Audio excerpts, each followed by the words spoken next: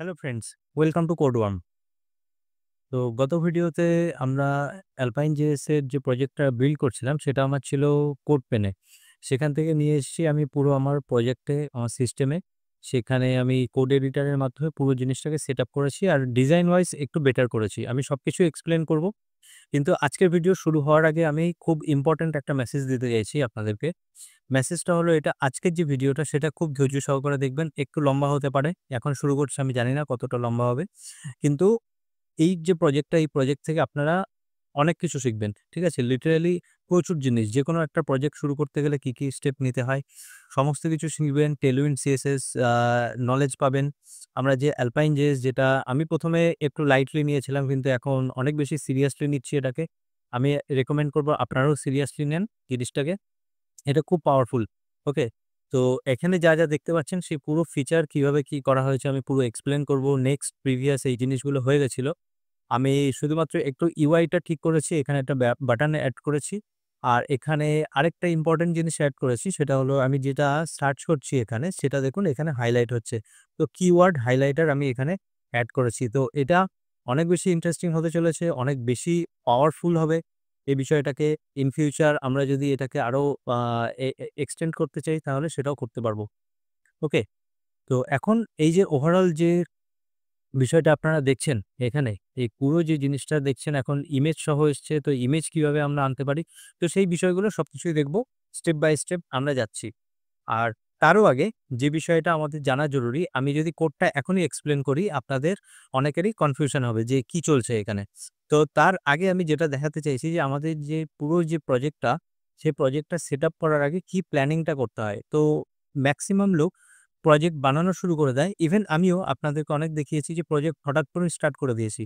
কিন্তু এটা বলা হয় না যে প্রজেক্ট শুরু করার আগে যে প্ল্যানিংটা কি থাকে।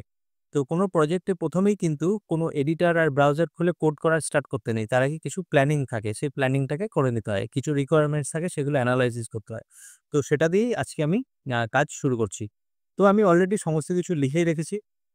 এখানে জিনিসটাকে আমি জাস্ট এক্সপ্লেন করে দিচ্ছি। ওকে? তো সবার ১ম এ আমাদের যে প্রজেক্ট আছে, আমি লেফট সাইডে এটাকে ক্লোজ করে দিচ্ছি। বেসিক্যালি আমি সবকিছুই বন্ধ করে দিচ্ছি। আমাদের শুধু এটাই দেখাটা জরুরি। আচ্ছা, তো কি স্টেপ?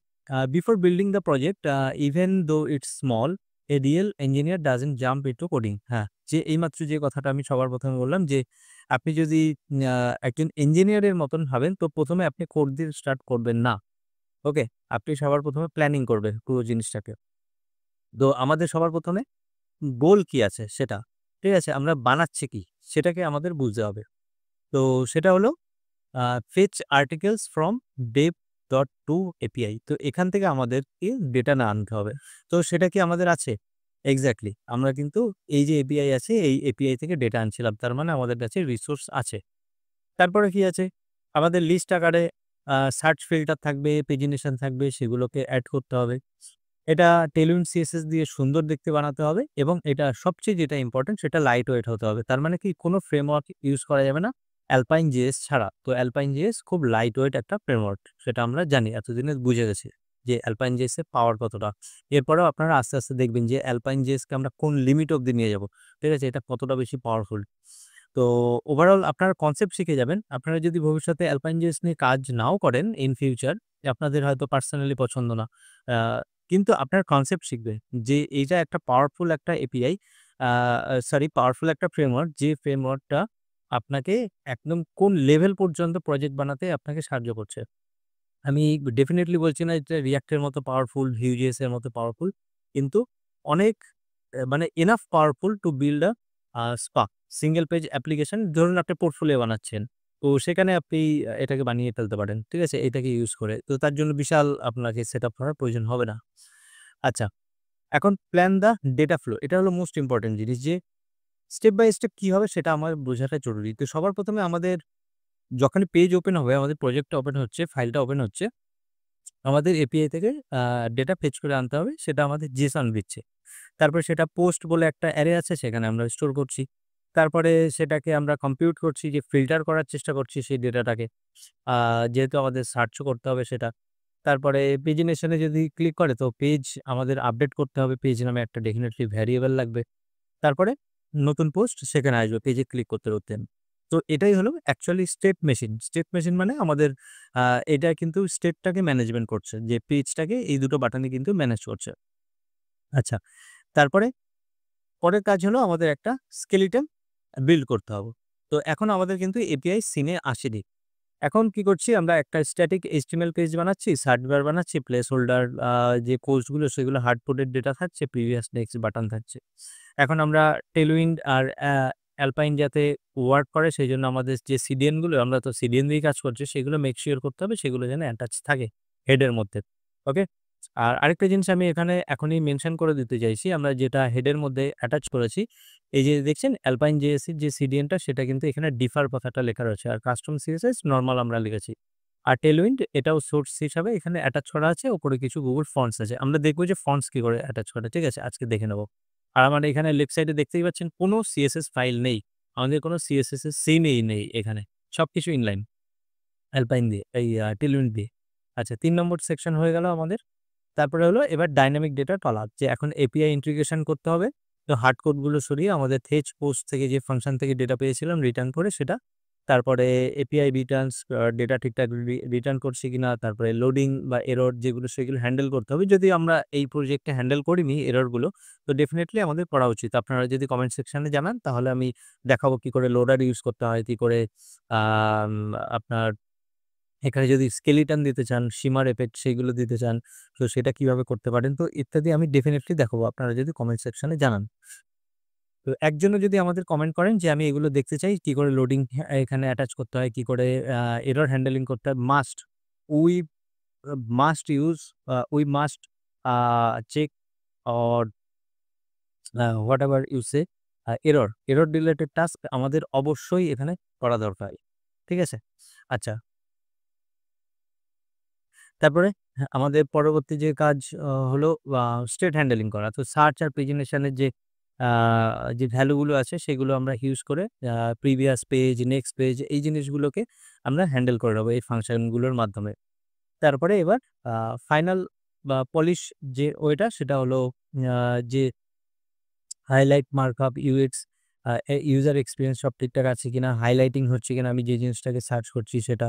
তারপরে যে টাইটেলটা সেটা ক্লিকেবল কিনা, কোনো বাটন আছে কিনা সেগুলো, প্যাডিং, হোভার ইফেক্ট এই জিনিসগুলো এখন হয়ে গেল আমাদের পলিশিং করার কাজ। মানে একটু দেখতে বেটার করা, ইউজার এক্সপেরিয়েন্সটাকে বেটার করা, ইউজার ঠিকঠাক ইউজ করতে পারছে কিনা আমাদের প্রজেক্টটাকে।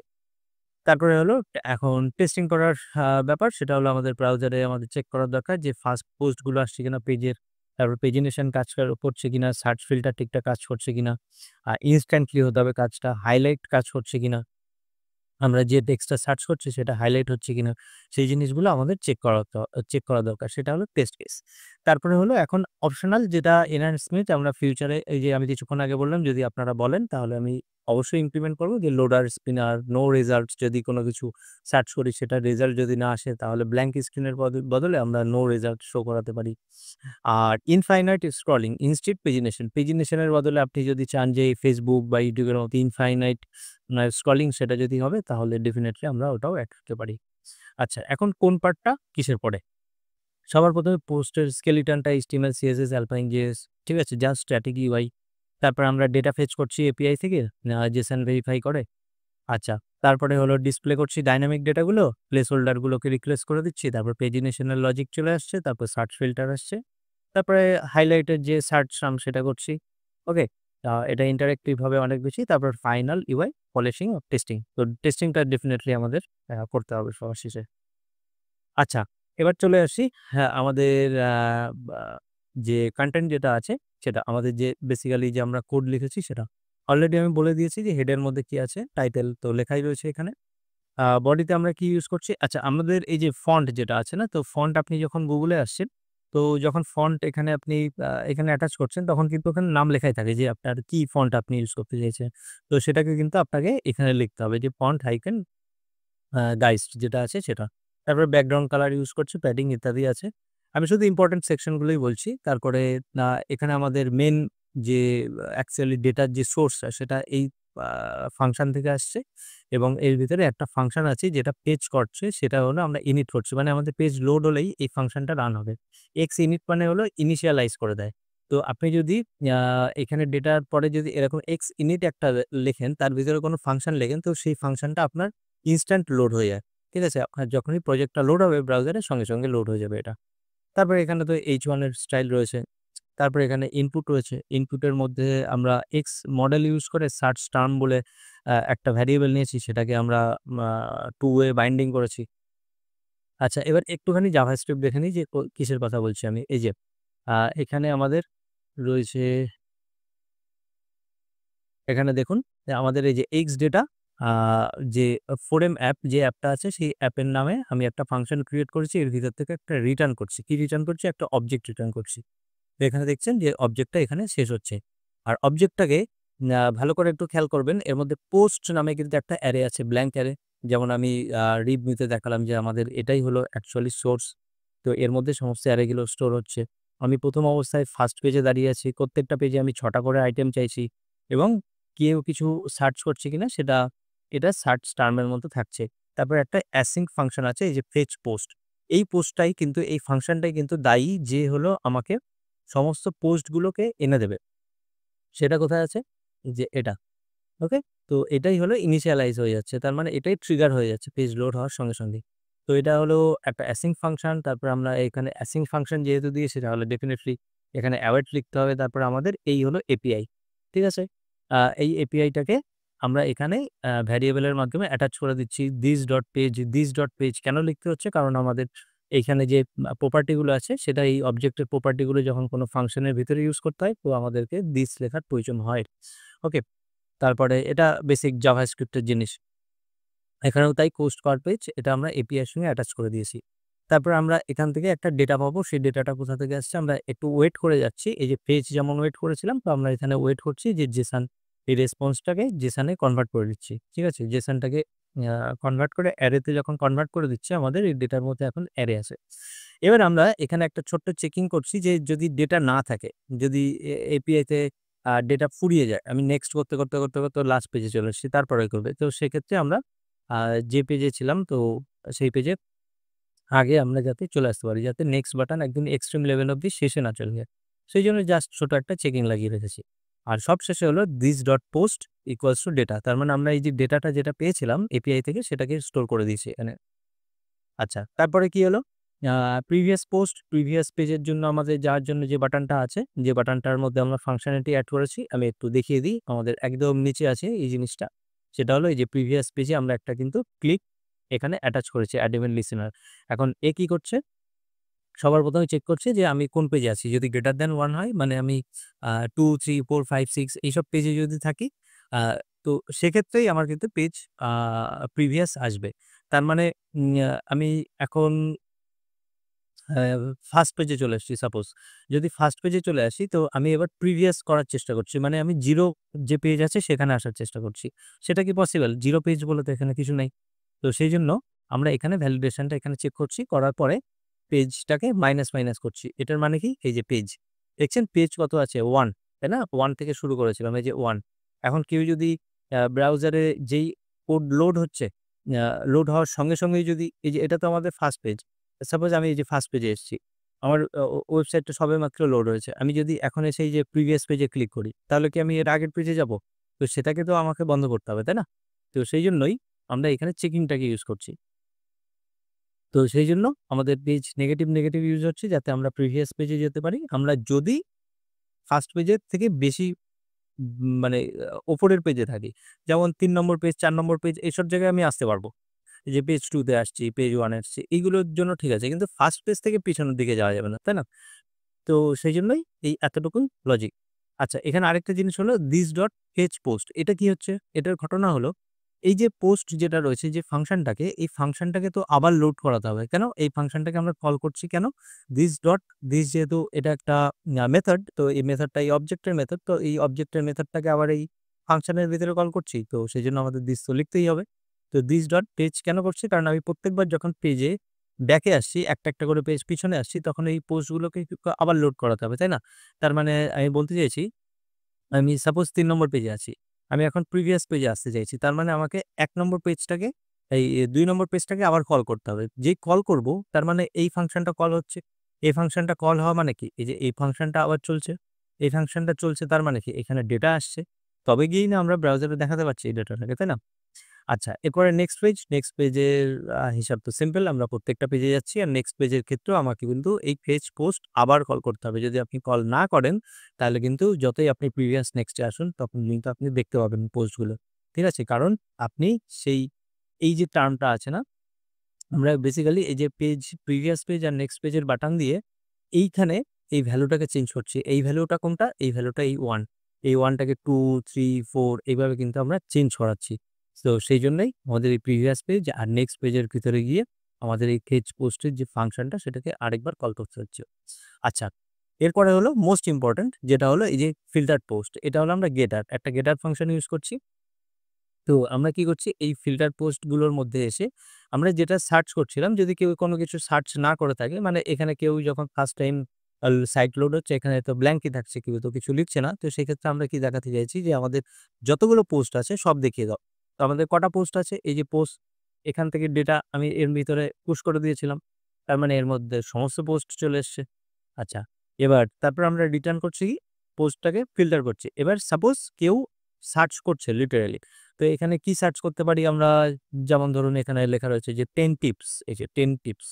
এখন কেউ কিছু সার্চ করছে। তো সেটা এখন কি হবে? সেই জিনিসটাকে আমরা এখানে কি করছি? ফিল্টার আউট করছি। যে সেই পোস্টগুলোকে ফিল্টার করে আমরা কি করছি? সেই পোস্টের টাইটেল যেটা নিচ্ছি সেটাকে আগে লোয়ার কেস করছি এবং তার মধ্যে আমরা সার্চ করছি ইনক্লুডস। তো সে তার মধ্যে আ সমস্ত যত টাইটেল আছে সেই টাইটেল গুলোর মধ্যে থেকে আমাদের সার্চ টার্মটাকে লোয়ার কেসে কনভার্ট করে একবার মিলিয়ে দেখছি ট্রু না ফলস। তাহলে সেই অনুযায়ী আমার এই ফিল্টার কিন্তু অ্যারে ফেরত দেয়।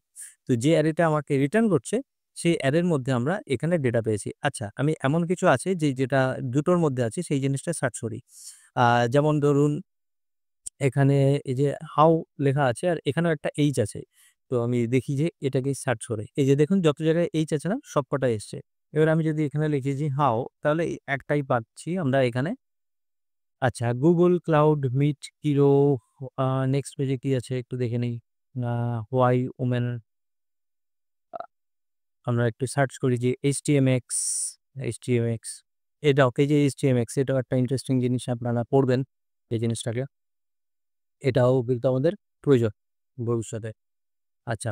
তো এখন এটা হয়ে গেল আমাদের ফিল্টার পোস্ট।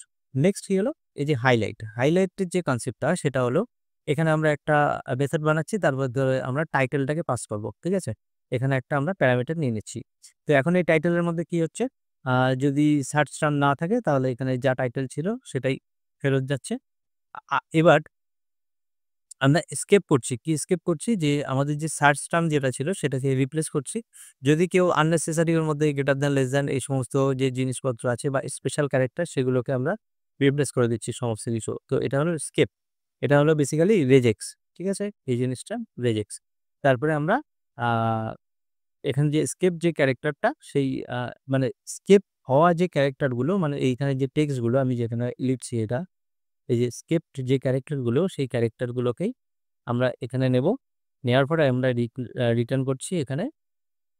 এই জায়গাটা খুব ইম্পোর্টেন্ট। এই যে মার্ক ট্যাগের মধ্যে আমরা সেই কনটেন্টটাকে এখানে স্কেপ যে ক্যারেক্টার সেই ক্যারেক্টার গুলোকে এইখানে আমরা আ শো করানোর চেষ্টা করছি। এখন দেখার বিষয় হলো এই হাইলাইটটাকে আমরা কিভাবে ইউজ করছি। এখানে এসে চলে আসুন। আমাদের যে টাইটেলটা ছিল, এখানে এসে দেখুন যে আমাদের যে টাইটেল আছে, আ টাইটেল এই যে H2, H2 এর মধ্যে অ্যাঙ্কার আছে।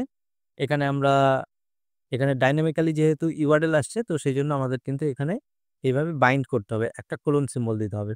আর এখানে আমরা ইউজ করছি XHTML যেমন আমাদের কাছে আছে না ইনার HTML, টেক্সট কনটেন্ট বা ইনার টেক্সট।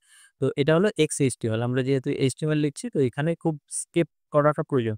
ওকে? কারণ XSS অ্যাটাক হওয়ার সম্ভাবনা বেশি থাকে। তো সেইজন্য আমরা এই হাইলাইট ফাংশনটার মধ্যে আমাদের পোস্ট ডট টাইটেলটাকে পাস করিয়ে দিয়েছি। তো সেইজন্য আমাদের টাইটেলটাকে আমরা ওইভাবে মার্ক ট্যাগের মধ্যে হাইলাইট করতে পারছি। আর ইমেজ যেটা আছে আমরা যে ইমেজটা পাচ্ছিলাম সেই ইমেজটা দেখুন আমি কোথা থেকে এনেছি। এখানে দেখুন ইমেজ আছে। তো একটা আছে কভার ইমেজ, একটা আছে সোশ্যাল ইমেজ। তো আমি সোশ্যাল ইমেজটা ইউজ করছি কারণ আমি দেখলাম যে 3rd যে ইমেজটা আছে সেই কভার ইমেজ দিলে মিসিং হয়ে যাচ্ছে। সেজন্য আমি সোশ্যাল ইমেজটা ইউজ করে দিয়েছি। তো একটু জুম করে দেখাই। এই যে এই সোশ্যাল ইমেজ যেটা আছে আমি সেটা ইউজ করছি। তো এক্ষেত্রেও বাইন্ডিং করতে হবে ডাইনামিক্যালি। সেজন্য আমাদের কোলন সিম্বলটা লাগছে। Post dot social image. আর এখানে অল্ট ট্যাগ ডেফিনিটলি লিখতে হবে পোস্ট ডট টাইটেল। আচ্ছা, এখন এই ইমেজটাকে রেসপন্সিভ করতে হবে। এটা খুব বেশি ইম্পোর্টেন্ট। আমরা যেহেতু ফ্রন্ট এন্ড এ কাজ করছি, তাই না? তো সেইজন্য এখানে কি করা হয়েছে, সবার ১ম এ ইমেজটাকে ব্লক করতে হবে। কারণ ব্লক লেবেলের ইমেজ বানানোর পরে অবজেক্ট কনটেইন অবজেক্ট সেন্টার এটা লিখেছি। আর লিখেছি আমি এখানে ভালো করে দেখবেন যে ব্লক, ইমেজকে ব্লক করবেন। তারপরে অবজেক্ট কনটেইন, তারপরে object centre, MD object cover. এই কটা জিনিস লিখবেন, আপনার ইমেজ কিন্তু রেসপন্সিভ হয়ে যাবে।